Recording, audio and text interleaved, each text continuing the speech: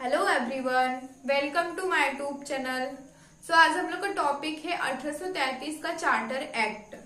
इसके पहले हम लोग पढ़े थे 1813 का चार्टर एक्ट और 1793 का चार्टर एक्ट। इसके पिछले वीडियो में हम लोग कवर कर चुके हैं और आज हम लोग पढ़ेंगे 1833 का चार्टर एक्ट। इसके उद्देश्य के बारे में और इसका क्या क्या प्रावधान है इसके बारे में पढ़ेंगे। तो सबसे पहले जानेंगे इसका उद्देश्य क्या है, इस एक्ट का मुख्य उद्देश्य क्या है। तो इस एक्ट का मुख्य उद्देश्य है जैसे ब्रिटिश सरकार अपनी नियंत्रण को अपनी नियंत्रण शक्ति को बढ़ाएगा भारत में। ब्रिटिश सरकार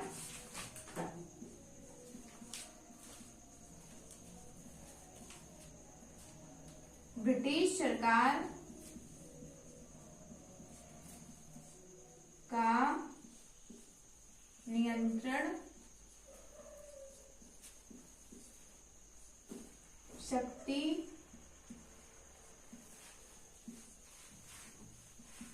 बढ़ना। देखो, ब्रिटिश सरकार अपने नियंत्रण शक्ति को बढ़ाएगा भारत में और प्रशासनिक सुधारों को लागू करेगा। ये इसका मुख्य उद्देश्य है। तो सबसे पहले बात है 1833 का जो चार्टर एक्ट है, इसको सेंट हेलेना एक्ट भी कहा जाता है। इसको क्या कहा जाता है? Saint Helena Act. इसको सेंट हेलेना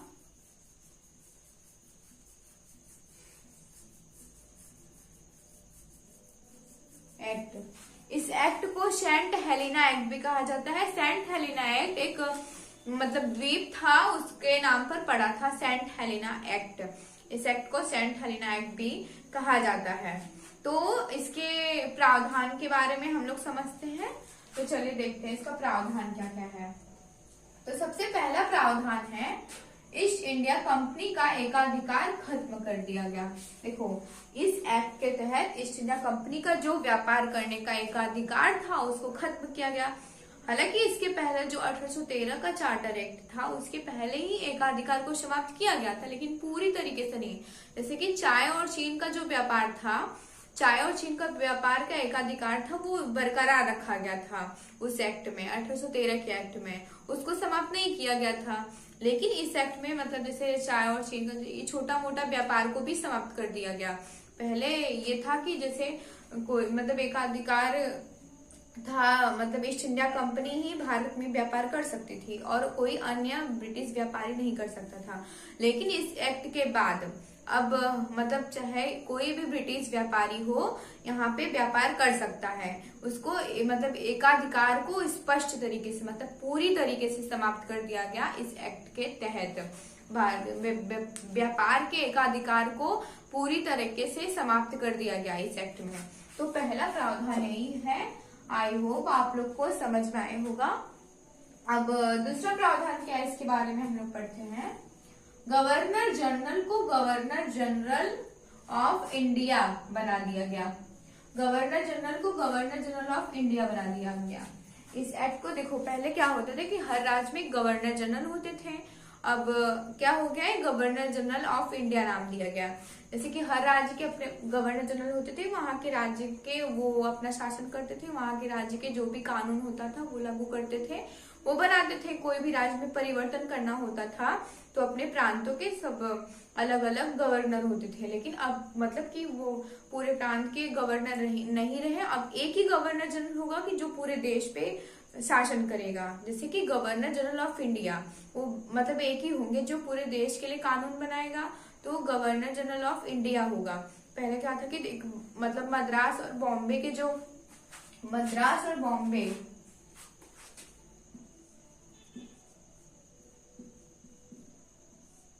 मद्रास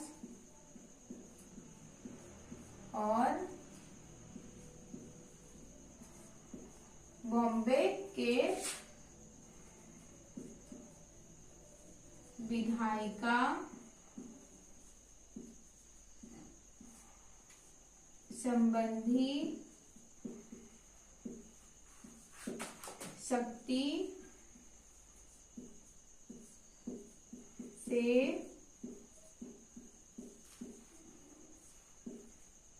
वंचित किया गया। देखो, इस एक्ट में पहले मद्रास और बॉम्बे के विधायिका संबंधी शक्ति से वंचित किया गया। देखो, जैसे कि पहले मद्रास के गवर्नर अलग थे और बॉम्बे के गवर्नर अलग थे, तो अपने राज्य में अपना उनका खुद का कानून होता था। लेकिन इस एक्ट के बाद 1833 के एक्ट के बाद अब ये समाप्त कर दिया गया, यानी कि वो खुद से कोई भी कानून नहीं बना सकते थे। अब उनकी जो विधायी शक्ति थी, अब वो किसके पास चली गई? गवर्नर जनरल ऑफ इंडिया के पास चली गई। यानी कि अब कानून बनाएगा कौन? बनाएगा गवर्नर जनरल ऑफ इंडिया बनाएंगे, वो पूरे देश के लिए लागू होगा। अब विधायिका संबंधी शक्ति गवर्नर जनरल ऑफ इंडिया के पास चली गई, अब इनके पास नहीं रही। अब अलग अलग प्रांतों के जो गवर्नर होते थे, अब उनके पास नहीं रही। ये अब गवर्नर जनरल ऑफ इंडिया इसको संभालेंगे, ये शक्ति उनको प्राप्त हो गई। ये था दूसरा प्रावधान। और तीसरा प्रावधान था कानूनी सुधार और भारतीय समाज पर असर। कानूनी सुधार और भारतीय समाज पर असर, ये बहुत इंपॉर्टेंट है। देखो, कानूनी सुधार भारतीय समाज पर, इसको भारतीय समाज पर सुधार करने की कोशिश की गई। देखो, जैसे दास प्रथा का समाप्ति भी किस एक्ट के तहत हुआ है? इसी एक्ट के तहत हुआ है, 1833 के एक्ट के तहत हुआ है।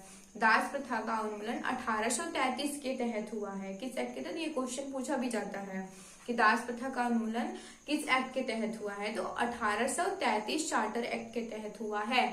1843 में इसका मतलब समाप्त कर दिया गया था। दास प्रथा को 1843 में समाप्त कर दिया गया था। किस एक्ट के तहत समाप्त किया गया था? तो चार्टर एक्ट 1833 एक्ट के तहत इसको समाप्त कर दिया गया था। और जैसे महिलाओं के उनके मतलब उनके अधिकारों को दिलाना, उनकी रक्षा करना, इसी एक्ट के तहत ही है। मतलब कि सामाजिक सुधार, इसको बोलते हैं सामाजिक सुधार। तो ये था तीसरा प्रावधान। और चौथा प्रावधान क्या है? भारत में कानूनों के लिए एक केंद्रीय विधायिका का गठन। भारत में कानूनों के लिए केंद्रीय विधायिका का गठन। तो पहले क्या था? देखो, केंद्रीय विधायिका का गठन, सेंट्रल गवर्नमेंट जिसको बोलते हैं, सेंट्रल गवर्नमेंट का गठन किया गया। इस पहले क्या था कि जैसे अलग अलग प्रांत के अपना अलग अलग गवर्नर होते थे और वो अपने मतलब वहाँ के अलग मतलब अपना कानून बनाते थे। और वहां पे जैसे कोई परिवर्तन करना चाहते हैं अपने राज्य में, तो वही करते थे जो उनके राज्य के गवर्नर होते थे। लेकिन अब क्या किया गया? एक केंद्रीय विधायिका का गठन किया गया, यानी कि सेंट्रल गवर्नमेंट। जैसे कि अभी जो सेंट्रल गवर्नमेंट है, कोई भी कानून बनता है तो सेंट्रल गवर्नमेंट बनाता है, उसको वो बनाता है तो पूरे इंडिया पे लागू करता है, वो पूरे देश के लिए कानून बनाता है। मतलब पूरे देश, जैसे कि भारत देश के लिए सेंट्रल गवर्नमेंट है, हमारा जो सेंट्रल गवर्नमेंट रहेगा तो सभी के लिए एक बराबर कानून बनाएगा, तो सबके लिए बनाता है, पूरे देश मतलब पूरे भारत के लिए बनाएगा। तो ऐसे ही अब जो अलग अलग राज्य के जो गवर्नर होंगे वो नहीं बनाएंगे, वो अपने अपने राज्य में ऐसा मतलब ऐसा कुछ नहीं होगा। अब एक ही सरकार होगी जो कि एक ही सरकार होगी जो कि वो पूरे भारत को मतलब कानून बनाएगी और उसी के तहत सब लोग चलेंगे। तो इसमें ये था केंद्रीय विधायिका का गठन हुआ, यानी कि सेंट्रल गवर्नमेंट जो कानून बनाएगी वो सबके लिए बनाएगी। और इसमें एक बात और थी कि दोहरा प्रशासन का समाप्ति भी इसी के तहत हुआ है।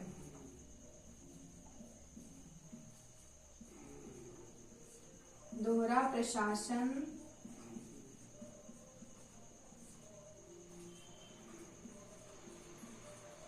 की समाप्ति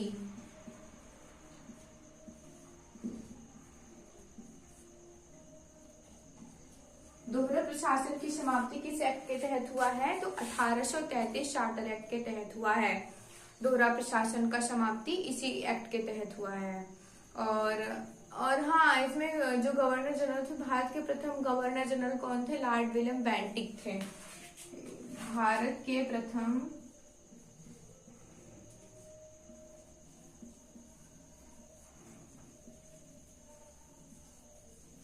गवर्नर जनरल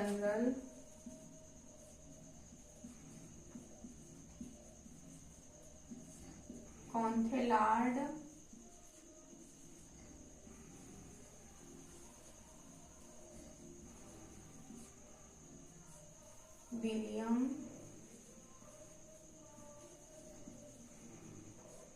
बेंटिक थे। भारत के प्रथम गवर्नर जनरल कौन थे? लॉर्ड विलियम बेंटिक थे। तो एक बार रिवीजन के लिए देखते हैं। तो इसका जो मुख्य प्रावधान है, सबसे पहले शिंदा कंपनी का एकाधिकार समाप्त कर दिया, यानी कि जो व्यापार का एकाधिकार था इसको पूरी तरीके से समाप्त कर दिया गया इस एक्ट के तहत, 1833 चार्टर एक्ट के तहत। और दूसरा क्या है, गवर्नर जनरल को गवर्नर जनरल ऑफ इंडिया बना दिया गया, यानी कि अब हर राज्य के अलग अलग गवर्नर जनरल नहीं होंगे, अब वो सिर्फ एक गवर्नर जनरल होगा जो कि पूरे देश के लिए कानून बनाएगा, मतलब पूरे भारत देश के लिए कानून बनाएगा, उसको गवर्नर जनरल ऑफ इंडिया कहा जाने लगा। और तीसरा क्या है, कानूनी सुधार और भारतीय समाज परिसर, यानी कि दास प्रथा का उन्मूलन, दास प्रथा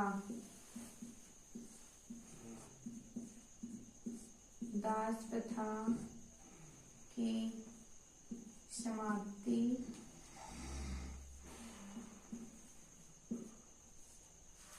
1843 में हुई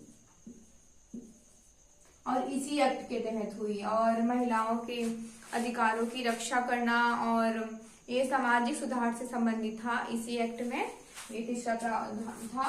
और चौथा क्या है, भारत में कानूनों के लिए केंद्रीय विधायी का गठन, यानी कि अब सेंट्रल गवर्नमेंट का गठन होगा जो कि वो पूरे भारत देश के लिए कानून बनाएगा, ये सेंट्रल गवर्नमेंट का गठन इसको बोलते हैं। ये चौथा प्रावधान था। इसमें दोहरा प्रशासन की समाप्ति के बारे में इसी एक्ट के तहत हुआ है। दोहरा प्रशासन की समाप्ति किस एक्ट के तहत हुआ है, तो 1833 के चार्टर एक्ट के तहत। ये क्वेश्चन बन सकता है, ये बहुत इंपॉर्टेंट है, कहीं पूछा भी जाता है ये क्वेश्चन। दोहरे प्रशासन की समाप्ति किस एक्ट के तहत हुआ है, दोहरे प्रशासन की समाप्ति 1833 के चार्टर एक्ट के तहत हुआ है। और इस एक्ट को सेंट हेलेना एक्ट भी कहा जाता है, इस एक्ट को सेंट हेलेना एक्ट भी कहा जाता है, जो एक द्वीप था उसके नाम पर पड़ा था। तो आई होप आप लोग को ये 1833 का चार्टर एक्ट समझ में आया होगा। और ऐसे ही वीडियो देखने के लिए लाइक, सब्सक्राइब एंड शेयर करें। अगर कोई गलती भी हो तो उसको आप लोग कमेंट में बता सकते हैं।